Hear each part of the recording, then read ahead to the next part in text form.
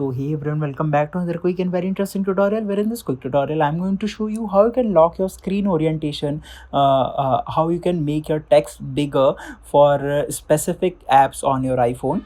Now in order to do it, just simply open the settings of your iPhone. In the settings, scroll down until you see this option of general. In the general, go to this option of come back, not go in the general, go to this option of accessibility, and here scroll down until you see this option of per app settings. Just simply tap over there, and here hit app and add the app whatever you want to make changes to.